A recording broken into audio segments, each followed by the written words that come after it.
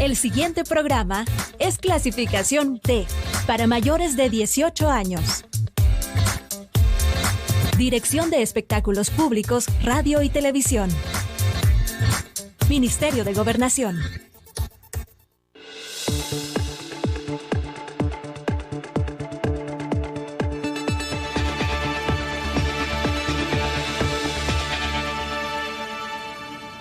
Bienvenidos y bienvenidas a una edición más de Temas y Debates. Les saluda Ricardo Sosa.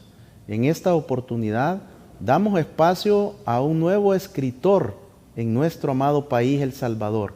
Y este foro, esta tribuna, tiene la convicción de darle la oportunidad a las y los escritores de nuestro país para que puedan presentar sus obras literarias.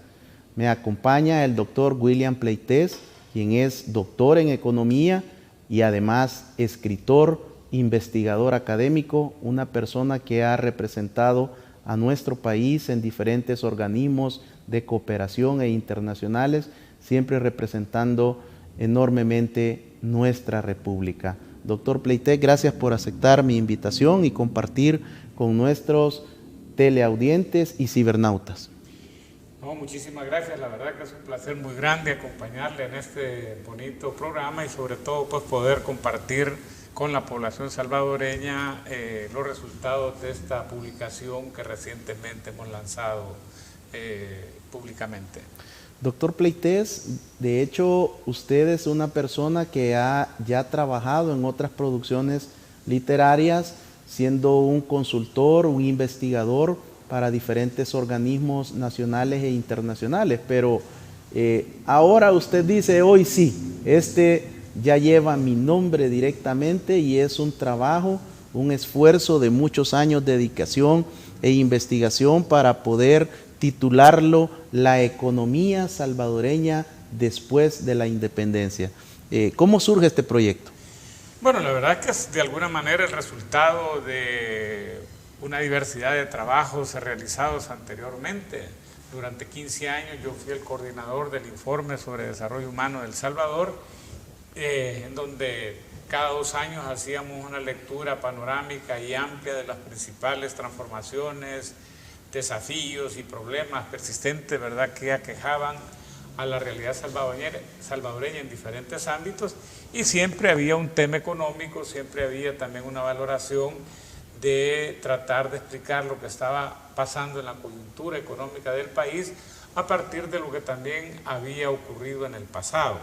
Ese, llamémosle así, como una suerte de embrión de lo que permitió que posteriormente, al salir del Programa de las Naciones Unidas para el Desarrollo, se me desatara la inquietud por hacer un libro que para mí, pues, al principio creí que iba a ser una tarea relativamente sencilla, que era explicar de una manera que todo el mundo lo entendiera, ¿verdad?, por qué estamos como estamos, haciendo una valoración de lo que había sido el comportamiento de la economía salvadoreña y sus principales políticas desde 1821, es decir, desde la independencia hasta la fecha. Aquí le hago entrega precisamente de este libro. Es un libro que al final terminó siendo un libro bastante voluminoso, tiene 578 páginas, ¿verdad?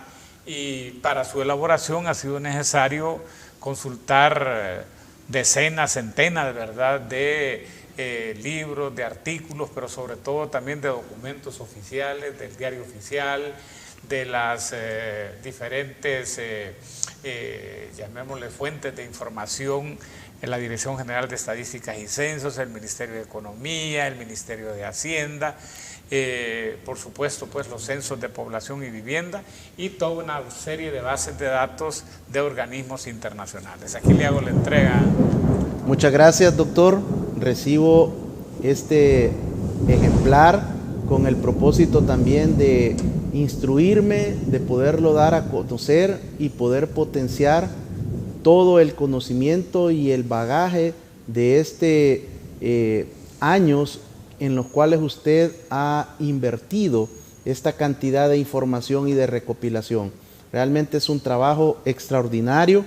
¿Y cómo recibe usted y se llega al apoyo de parte del Ministerio de Educación y de otras entidades que están auspiciando y colaborando con esta producción? Bueno, como le señalaba, esta fue una espina que a mí me quedó cuando yo finalmente salí del Programa de las Naciones Unidas para el Desarrollo para asumir la dirección ejecutiva de Fomilenio 2. Entonces como que sentía que iba a pasar de ser un thinker a un doer, o sea, de una persona que se encargaba más de estar pensando para ver cómo se podían hacer mejor las cosas, a asumir directamente la implementación de un programa que incluía más de 100 proyectos de inversión en su mayoría. Entonces, un poco como para no romper con la trayectoria, me tracé como meta que en los espacios que me quedaran iba a comenzar a escribir este libro, ¿verdad? Que como le dije, yo al principio pensaba que retomando lo que ya había escrito en los informes sobre desarrollo humano iba a ser una tarea que le iba a tener lista en un año, año y medio. Pero lo que no me imaginaba es que en la medida que me empecé a meter de cabeza sobre todo pues, porque yo lo que andaba buscando era un libro que se convirtiera en un referente para toda persona que quisiera saber algo sobre El Salvador y particularmente de por qué estamos como estamos. Entonces yo había leído algunos libros que particularmente me habían llamado la atención y que son de alguna manera icónicos, ¿verdad? Quizá cuando uno entra a la universidad y quiere hablar de El Salvador, hay una tesis doctoral de un autor inglés, David Browning, que escribió un libro que se llama en español El Salvador, la tierra y el hombre. Después Héctor Lindo también escribió un libro sobre la economía del siglo XIX. Antonio Acosta también ha hecho un libro sobre los orígenes de la oligarquía en El Salvador. Hay menos escrito, ¿verdad?, sobre lo que ha ocurrido en el siglo XX. Roberto Turcios ha hecho varias aproximaciones, pero yo sentía que había un vacío, ¿verdad? Un libro que de alguna manera condensara y explicara qué es lo que había pasado durante esos 200 años y sobre todo que tuvieran algunos elementos novedosos que le despertaran el interés a la población. Entonces yo sentí que esos tres elementos novedosos iban a ser, en primer lugar, acompañar la lectura que hago de la política económica y sus resultados durante 200 años con una amplia capacidad, una amplia cantidad de información. Hay variables, por ejemplo, como los orígenes de los ingresos del Estado, o el destino de los ingresos del gobierno, o las exportaciones, las importaciones, el tipo de cambio, etcétera, donde he logrado recoger más de 170 observaciones, ¿verdad? Quizá las series más largas que existen sobre historia económica en El Salvador. La otra novedad importante sentía que era que también las principales decisiones en materia de política económica y social están acompañadas en el texto con las referencias bibliográficas correspondientes del diario oficial en donde se publicó esa medida de política económica o de política social. Y yo diría que el tercer elemento, bueno, novedoso no porque sea novedoso el enfoque, sino que desde el punto de vista de utilizarlo para estos menesteres fue tener como guía el enfoque de desarrollo humano, es decir, tener a la gente y lo que le estaba pasando a la gente como el hilo conductor fundamental para evaluar la eficacia o no eficacia de las políticas económicas y sociales adoptadas en estos 200 años. Doctor Pleites, siempre hay una tendencia de que todo tiempo pasado fue mejor que el actual y que el 2022 no presentaba tantas crisis como cuando inició nuestra república. ¿Qué nos demuestra la evidencia que usted ha logrado recopilar en este talentoso libro? No, ¿verdad? La verdad es que no, el país tiene una diversidad de coyunturas extremadamente difíciles, ¿verdad? Quizá las más duras fueron precisamente las posteriores a la independencia. No hay que olvidarse pues que formalmente nosotros celebramos la independencia el 15 de septiembre de 1821, pero después vino todo ese periodo, ¿verdad?, del intento de México de anexar a Centroamérica al Imperio Mexicano. Incluso pues que hubo una iniciativa de parte sobre todo de líderes políticos salvadoreños encabezados por José Matías Delgado por convertir a El Salvador en un estado asociado de los Estados Unidos, ¿verdad? Bueno, después vinieron toda una diversidad de debates, luchas y conflictos alrededor de la constitución de la Federación de las Provincias Unidas de Centroamérica. El Salvador participó entre 1821 y 1848 en aproximadamente 40 enfrentamientos, ¿verdad? Internos o con países vecinos.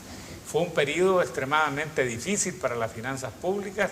Había la discusión sobre con qué financiar la federación y con qué impuestos financiar a las repúblicas independientes o a que la componían, ¿verdad? Y prácticamente yo diría que casi que esos primeros 30 años casi que fueron perdidos.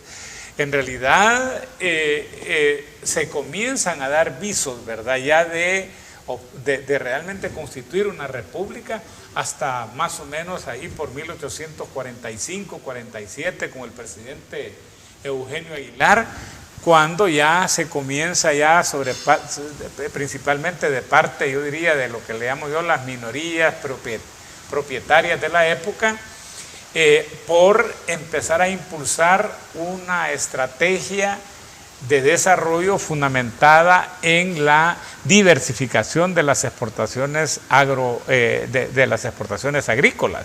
O sea, veníamos de un periodo en el cual prácticamente el país dependía de las exportaciones de añil. Con esa diversidad de conflictos, la misma producción añilera fue severamente afectada. Pero cuando se empieza a apaciguar la región, ocurre un fenómeno que pocas veces se menciona en historia, y es también el aprovechamiento de las oportunidades. Y es que ocurre la fiebre del oro en California.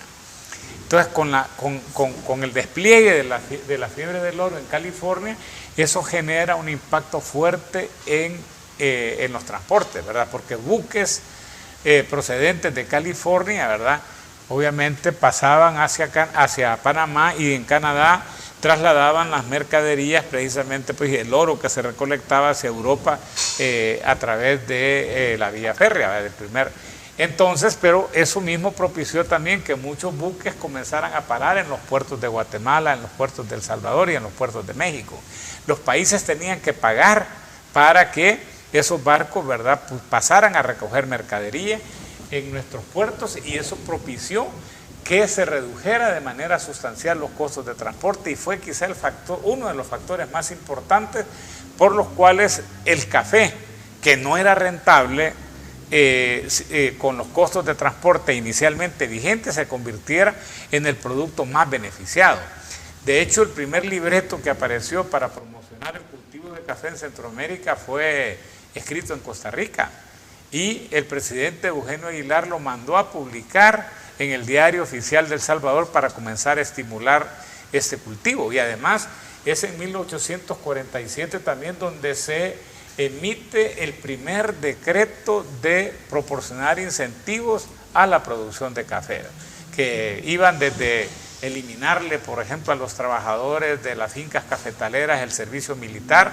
En esa época también mucha gente era llamada a servir como concejiles, le llamaban, pero eran básicamente personas que trabajaban en los consejos municipales gratuitamente.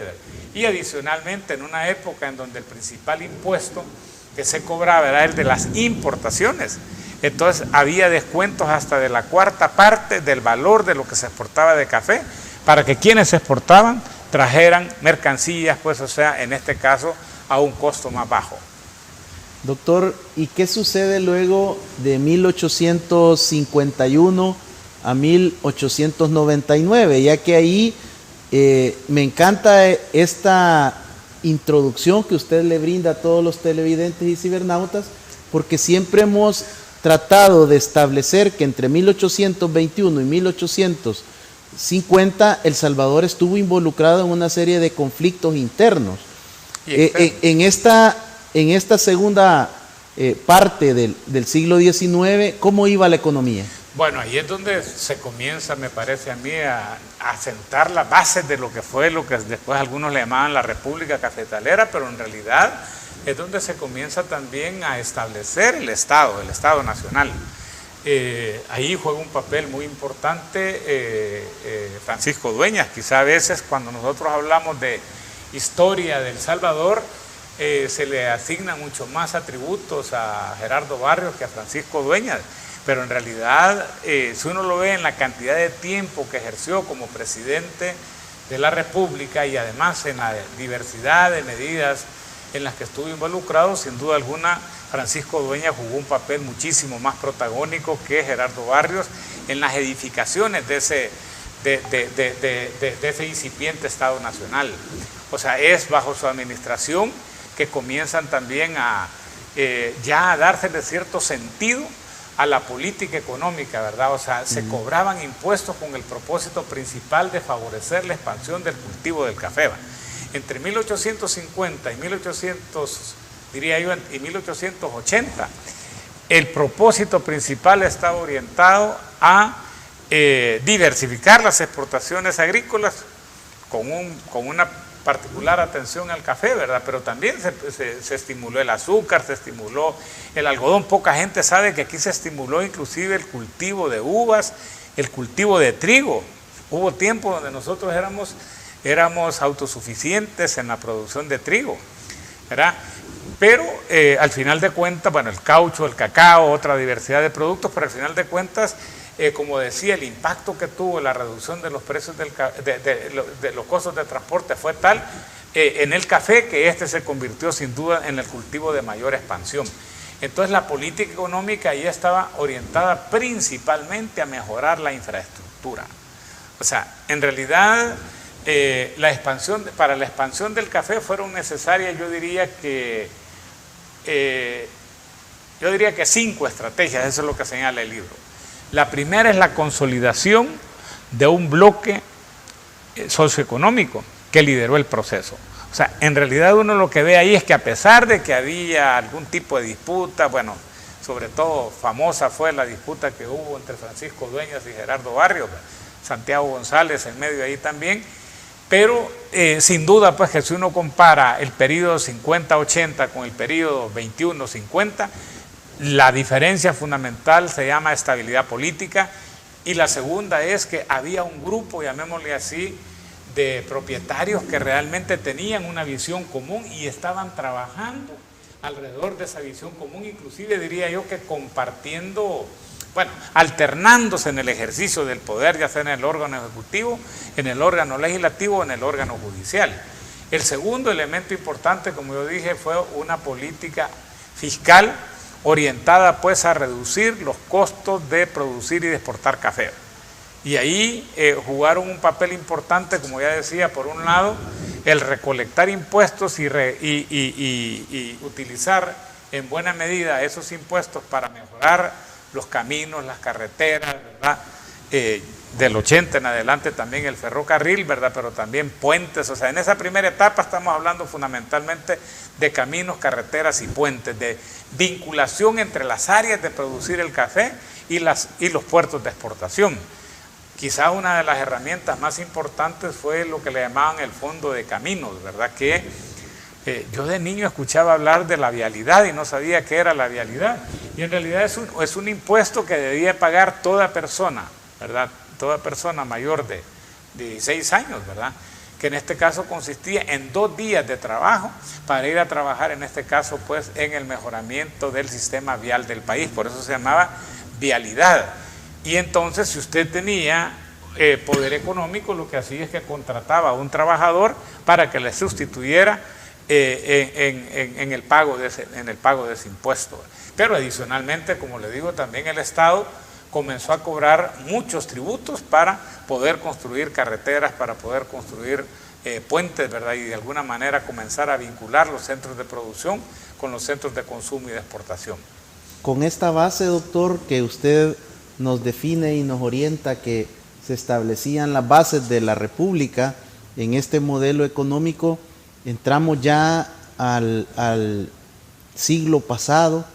¿Y cuáles son los hallazgos principales llegamos al cumplimiento de los primeros 100 años como república y usted ha logrado encontrar que existía una política económica definida para nuestra república.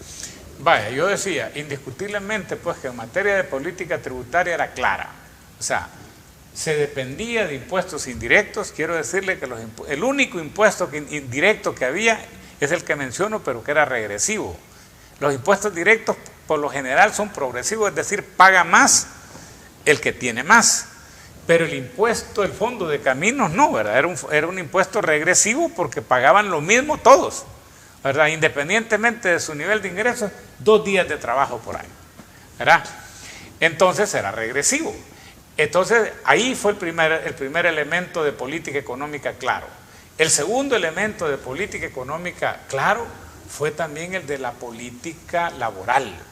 En realidad el siglo XIX, si por algo se caracterizó, fue por una desatención de la población trabajadora, porque al final de cuentas las estadísticas lo que dicen es que a lo largo del siglo de 1950, bueno, inclusive hasta podríamos llegar 1850, 2015, 2017, los trabajadores tuvieron un salario fijo de 2 reales por jornada laboral, que eran 25 centavos de peso por jornada laboral, y se mantuvo por más de 70 años. ¿Verdad? Incluso con leyes, por ejemplo, que en este caso castigaban la vagancia, castigaban, es decir, de alguna manera buscaban mecanismos o eran severamente duras con lo que le llamaban los quebradores de trabajo, que eran personas que incumplían los contratos de trabajo que suscribían con los hacendados, ¿verdad? Que en algunos casos llegaban hasta ser objeto no solamente de ir a prisión, sino que también de experimentar penas a palos, ¿verdad?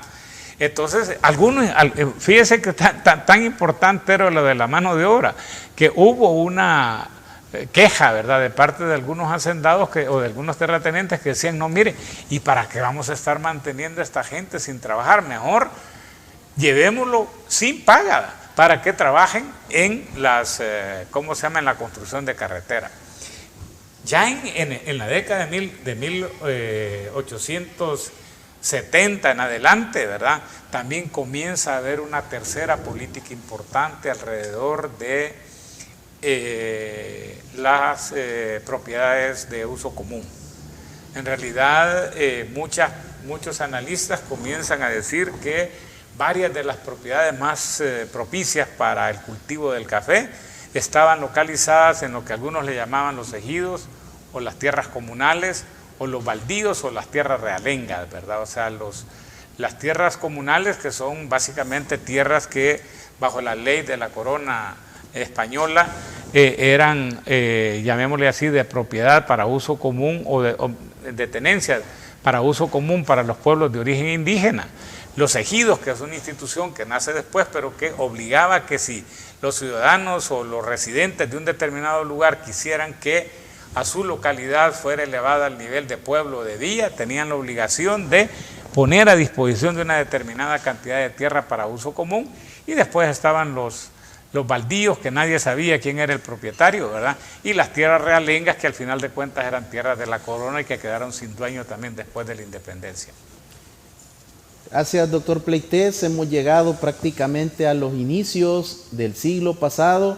Después del corte, regresaremos para continuar este extraordinario relato, resumen ejecutivo que nos está desarrollando el doctor William Pleitez de su más reciente publicación, La economía salvadoreña después de la independencia. Regresamos.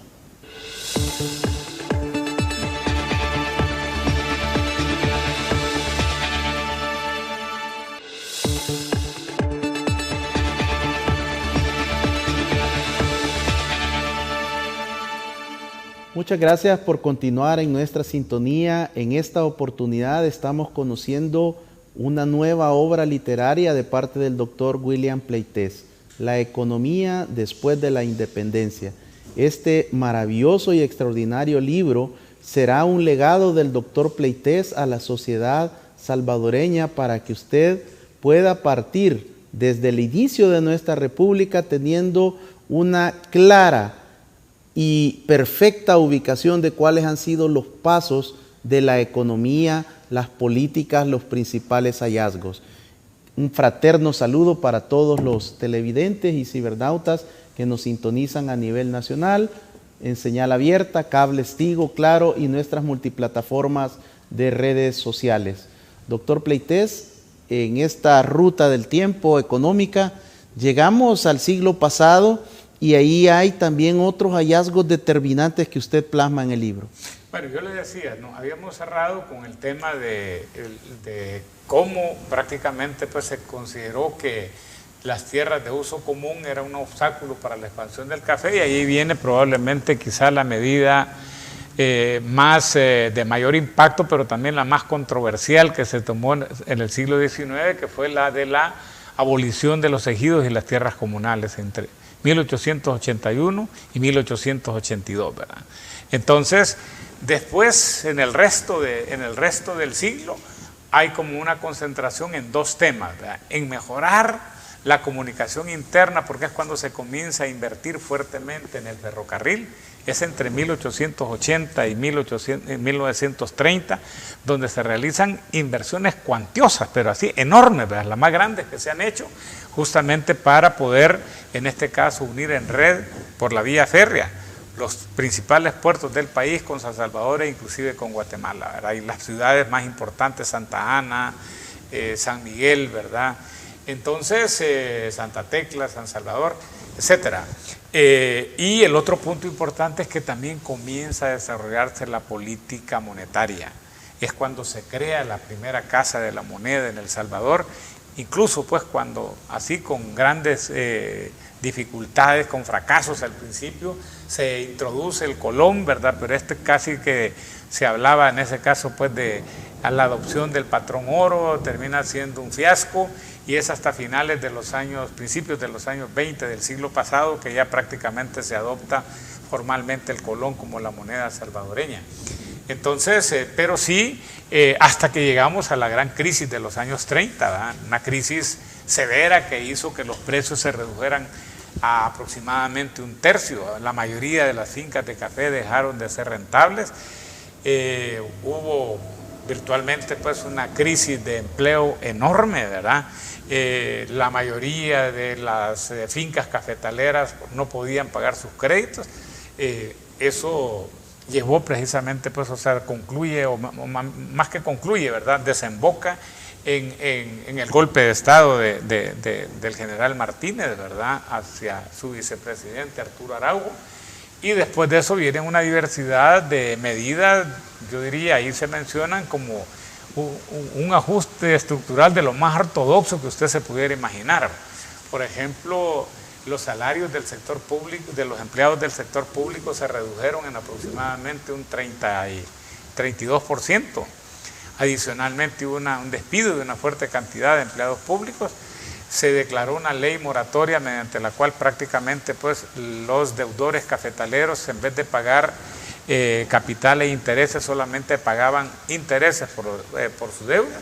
Y el otro punto quizá importantísimo fue que el país, ante la incapacidad de poder solventar el servicio de su deuda externa, se declaró en default, o sea, en situación de impago, ¿verdad? Y prácticamente, si uno examina lo que pasó entre el 32 y el 40, uno va viendo cómo a veces, por ejemplo, se emitían leyes solo para pagar los intereses. Cuando los precios del café mejoraban, se volvía a adquirir la posibilidad de seguir pagando también el capital, ¿verdad? Después, al volver a caer los precios, se volvía a caer en una situación de impago, hasta que virtualmente, pues, o sea, finaliza la Segunda Guerra Mundial, y ahí es donde los precios del café comienzan a dispararse y comienza una época de oportunidades para el país, ¿verdad? Que es la que inicia después con el golpe de Estado del general Osorio, el golpe de los mayores, como se le denominó en su momento, y que abrió paso no solamente a una nueva constitución política, sino que aquí sí ya de nuevo también a un Estado social de derecho, ¿verdad? Con la puesta en marcha de lo que se denominó el modelo de industrialización por sustitución de importaciones, y que se caracterizó definitivamente pues por una ampliación sustancial de las herramientas de política económica y social en el país. Con la llegada de esta nueva constitución en 1950 se genera toda estos reivindicación e instalación de derechos humanos, de reivindicaciones sociales, y se establece también la obligatoriedad de presentar un plan de nación. En esta etapa, ¿se puede vislumbrar una política económica clara, doctor? Yo diría que es el periodo donde por primera vez se puede ver ya como un compromiso de los gobiernos el formular una política económica clara. No quiere decir que no haya existido la política económica o las políticas sociales antes, ¿verdad? De hecho, el periodo del Martinato supuso una ampliación de las herramientas de política económica y de política social, pero sin duda alcanzan su máximo esplendor con los gobiernos de Osorio, Lemus, Rivera, Sánchez Hernández, Molina, Romero, ¿verdad? Ahí prácticamente comienza ya a formularse un esquema de política económica con una orientación clara. La orientación era, en realidad, estaba la percepción de que, si bien es cierto, el país había experimentado progresos importantes con las agroexportaciones, si quería verdaderamente aspirar a ser un país rico, llamémosle así, ¿verdad?, era necesario que le apostara a un sector con una mayor capacidad de aumentar la productividad y por consiguiente también los salarios, que en este caso era el sector industrial. Entonces ahí se combinan una diversidad de políticas, ¿verdad? Las primeras que iban más orientadas a generarle mercados semicautivos a las industrias nacientes, ahí es donde estuvo el proteccionismo arancelario, la integración económica centroamericana, la creación del polo industrial Ilopango-Soyapango. Ahí estuvo también una fuerte ampliación de la infraestructura de transporte y comunicaciones. Ahí también jugó un papel muy importante, de nuevo, por ejemplo, en este caso, la introducción de las políticas de salario mínimo, las políticas de seguridad social, y el Ministerio de Trabajo es como una de las grandes innovaciones institucionales, porque, como usted muy bien lo señalaba, ya el trabajador comienza a ser objeto de una diversidad de derechos, ¿verdad? En línea también con la misma declaración de los derechos, de la Carta de Derechos Humanos, ¿verdad?, que había dado origen, a la Carta de las Naciones Unidas, que dio origen pues al sistema de las Naciones Unidas, valga la redundancia. Hubo también políticas de tasas de interés de carácter preferencial para las industrias nacientes, y quizá uno de los, yo por lo menos le percibo dos fallos importantes a ese periodo. El primero está relacionado a que yo diría que hubo cierto abandono del sector agropecuario. O sea, la política económica se concentró en mejorar las condiciones de inversión y las condiciones laborales en el sector urbano, pero no en las áreas rurales. Y el otro elemento que creo yo que fue importante es que hubo un fuerte aumento también de los gastos en salud y en educación. Quiero decirle que históricamente el año en el que más que un mayor porcentaje del gasto público ha sido destinado a educación en El Salvador fue el año de 1971, donde el 30.4% del presupuesto del gasto público nacional se dedicó a educación.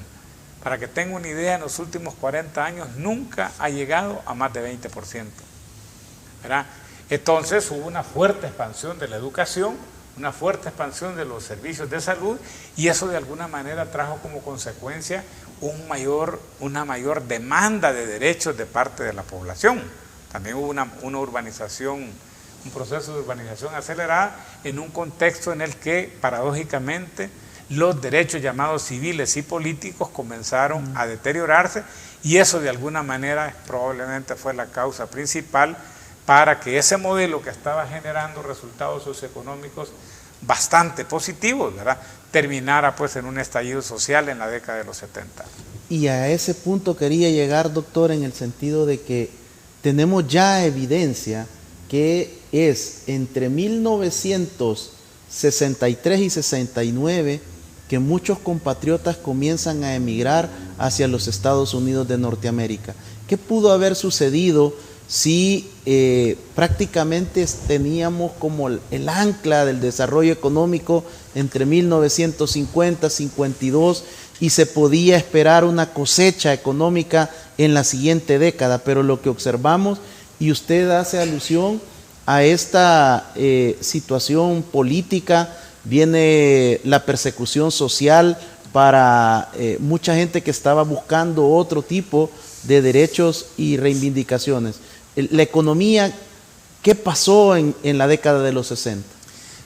Yo diría, ¿verdad?, que es una situación como paradójica, ¿verdad?, porque el país, al final de cuentas, se complicó en términos sociopolíticos probablemente cuando en términos económicos, a nivel macroeconómico, mejor le estaba yendo. O sea, si uno ve el periodo 1949-1978, son las 3 décadas de más alto crecimiento promedio en El Salvador de toda su historia. Es probablemente también el periodo donde más favorablemente evolucionaron los indicadores sociales. Pero yo diría que hubo 4 elementos que son explicativos precisamente pues, de lo que pasó y por qué, sobre todo la década de los 70, se volvió una década tan conflictiva. Los primeros 2 ya los mencionaba. El modelo tenía, yo siento que el país empezó tarde la modernización agrícola. De hecho, mucha gente ya lo advertía, ¿verdad?, que si bien estaban generándose progresos en el país, en realidad el campo estaba de alguna manera marginado de esos progresos. Y uno lo puede ver en los principales indicadores, principalmente de calidad de la vivienda, en términos de poder adquisitivo de los salarios, lo puede ver inclusive en las tasas de pobreza que ya se comenzaban a calcular, ¿verdad?, en los niveles de desigualdad. Ya decía pues el tema del creciente irrespeto de los derechos civiles y políticos, pero hubo 2 elementos adicionales que probablemente ya no eran exclusiva responsabilidad de los gobernantes, y uno de ellos fue el tema de la fuerte explosión demográfica que estaba viviendo el país, ¿verdad? Fíjense que en realidad, por eso es de que a veces somos un poquito injustos en los análisis, ¿verdad? Para que tenga una idea, ahora nosotros tenemos tasas de crecimiento poblacional que andan rondando el 0.8, 0.7%. En esa época la tasa de crecimiento demográfico era de 3.5%. O sea, yo me recuerdo que en esa época, cuando yo no tenía la formación para comprenderlo, pero sí recuerdo que en los programas de televisión, los analistas, las personas que se dirigían al país decían que el problema económico principal del país era la fuerte explosión demográfica. Y casi que parecía ser que usted controlaba esa rápida expansión demográfica y automáticamente los problemas iban a desaparecer. Y el segundo elemento importante fue el conflicto con Honduras. O sea, no hay que olvidar que en 1900, como consecuencia de ese conflicto de sopapo, como diríamos así, el país experimentó el regreso de aproximadamente 130,000 salvadoreños. Y absorber esa población realmente era extremadamente difícil. Ya era difícil absorber esa nueva cantidad de gente que se estaba incorporando al mercado laboral como consecuencia de la explosión demográfica, y mucho más todavía si se agregaba. Por eso es que uno ve que, vaya, por ejemplo, es típico, quizá uno de los presidentes más populares que tuvo el país dentro de lo que le llaman las dictaduras militares fue Sánchez Hernández, después de la guerra con Honduras. Y sin embargo, 3 años después, estaba prácticamente en una situación de fraude electoral para que pudiera ganar su sucesor. ¿Me entiende? Entonces, un deterioro fuerte de la popularidad como consecuencia de esas dificultades para poder absorber esa. Por eso es que temas como ahorita, por ejemplo, estos del TPS son tan importantes para el país. Imagínese usted si nos generó una guerra, o no fue el único factor, pero fue de los factores más importantes para desencadenar la guerra, que deportaran esos 130,000 salvadoreños. ¿Qué pasaría si de la noche a la mañana vienen los 190,000 tepecianos al país? Importante este segundo segmento porque el doctor Pleitez nos ha llevado en un rápido recorrido, pero muy sustancioso para que podamos disponer de mayores elementos para formarnos nuestra propia opinión sobre la formulación de políticas económicas en nuestro país. Al regresar, más de la economía, de su historia, a través de todo este trabajo literario del doctor William Pleitez. Regresamos.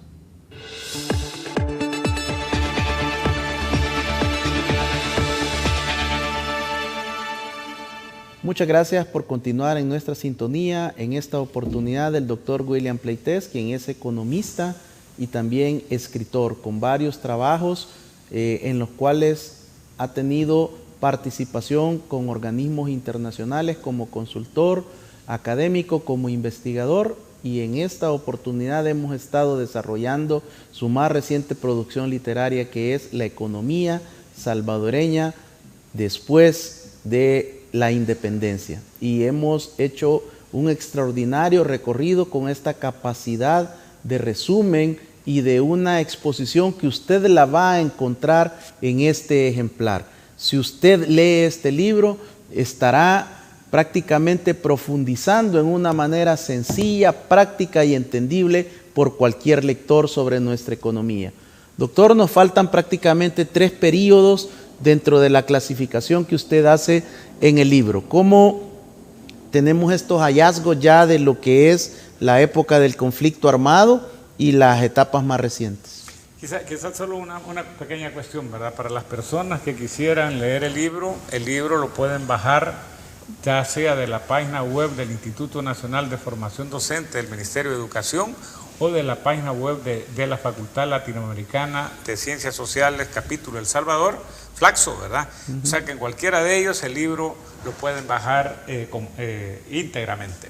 Bien, otro periodo que se le da un análisis particular ahí, en efecto, es el periodo de la guerra, probablemente uno de los periodos más duros, ¿verdad?, dentro de la historia del país, no solamente por la cantidad de muertos, heridos, personas traumatizadas, ¿verdad?, o sea, por los elevados costos humanos que tuvo, sino que porque también la economía se derrumbó.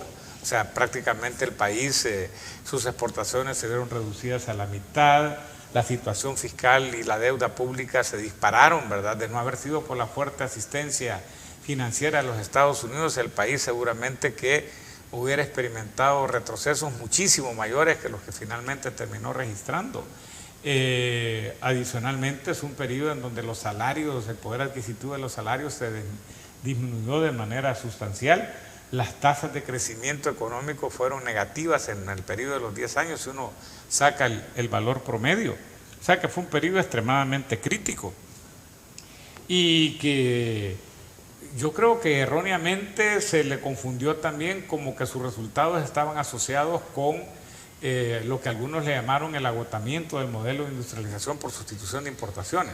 Ahora muchos analistas dicen que esa lectura fue una lectura precipitada, pero fue un periodo, pues, o sea, el de la finalización de la guerra, que coincidió con lo que algunos le denominan el consenso de Washington, ¿verdad?, que es un modelo económico que se comenzó a practicar en El Salvador desde 1989 y que supuestamente decía, pues, que para que el país lograra tasas de crecimiento altas y sostenidas con altos niveles de empleo, era necesario ampliar y diversificar las exportaciones. Y al final uno lo que observa, pues, es que el país, más que haberse caracterizado con la puesta en marcha de las políticas de promoción de exportaciones que en efecto se tomaron, y que eso trajera como consecuencia que se generaran más empleos, el país en realidad se caracterizó por exportar mano de obra, ¿verdad? Y en ese sentido, pues, inclusive por más bien incrementar las importaciones y particularmente las importaciones de bienes de consumo. Y como consecuencia de los resultados aplicados por ese modelo, es lo que tenemos de alguna manera ahora, un país que sin duda es muy diferente al que teníamos 40, 50 años atrás. Uno sale de cualquier espacio y va a ver que todo se vende en El Salvador y de todo, y en todos los lugares del país, ¿verdad?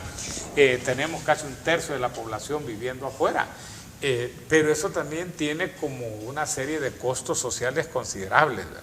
En El Salvador, 37 de cada 100 personas menores de 18 años viven sin su padre, sin su madre o sin ambos, y 27 se consideran abandonados por lo menos por alguno de ellos. O sea que en otras palabras, quien más ha pagado el costo de este modelo, que no deja de ser un modelo perverso, ¿verdad?, es justamente la familia salvadoreña.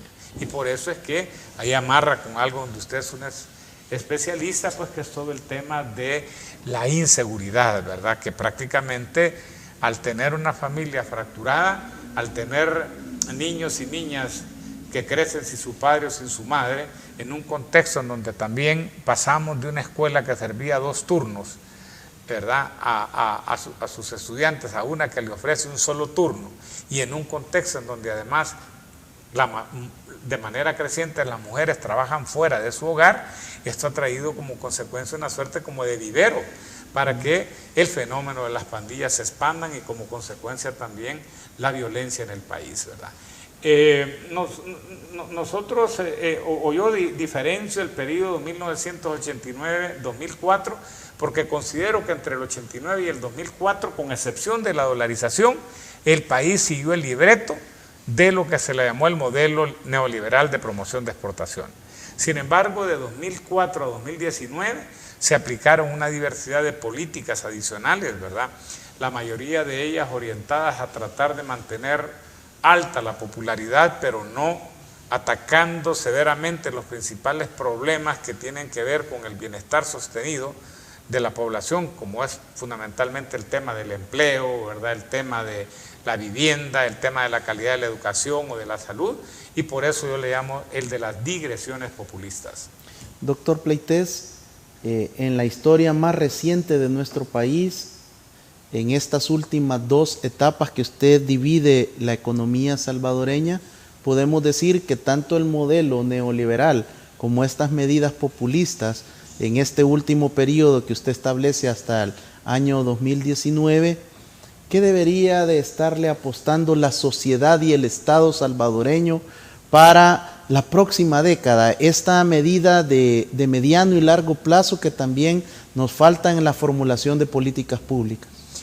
Mire, con eso trata de cerrar el libro. El libro tiene un capítulo 6 que es una suerte como de síntesis, ¿verdad?, de todo lo transcurrido en los 200 años y señala cuáles son como los 8 obstáculos principales que hay que remover para poder construir una economía al servicio de la gente, ¿verdad?, donde los niveles de bienestar aumenten de manera progresiva. Mire, la primera es simple, pues si se dice en todas partes, pero es tan difícil de llevarla a la práctica. Y es que la principal riqueza de una nación esté en su gente.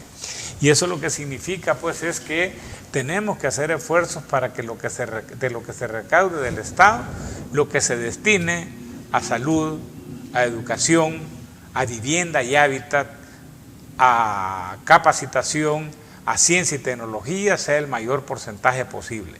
Ya logramos nosotros en los años 70 niveles muy superiores a los que se han registrado en los últimos 30 años.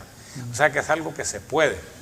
Un segundo elemento que creemos que es importante es en realidad también invertir más en infraestructura. O sea, ciertamente se necesita mucho más, ¿verdad? Porque es como el otro carril del desarrollo. Y solo para cerrar diría yo, ¿verdad?, que quizá, porque hay muchos elementos más y podemos terminar, es que realmente el país necesita también volver hacia un estado desarrollista, un estado con capacidad de planificar su futuro y sobre todo pues de poner de acuerdo al grueso de su población sobre el rumbo hacia dónde queremos caminar hacia adelante. Doctor William Pleitez, quiero agradecerle por haber aceptado mi invitación, por venir a compartir con nuestros televidentes y cibernautas el desarrollo de esta obra literaria que se constituye ahora en un legado de su parte para nuestro país. Me comprometo a que desarrollemos una segunda entrega de este programa para ampliar estas 8 medidas, estas 8 propuestas, estas 8 sugerencias respetuosas que con el conocimiento de un doctor en economía, con toda su experticia en indicadores de desarrollo humano, como un investigador económico, como un salvadoreño de bien, usted propone para nuestro Estado. Le agradezco y deseamos que este libro sea eso, un legado extraordinario para las futuras generaciones y que pueda ser distribuido en todo el país. Me comprometo que en nuestras multiplataformas vamos a enviarles y compartirles el link para que ustedes puedan obtener esta extraordinaria obra literaria y lo puedan revisar. Muchas gracias, doctor. Ha sido un tremendo gusto, sobre todo pues estar compartiendo aquí con la teleaudiencia y los cibernautas y todo, ¿verdad?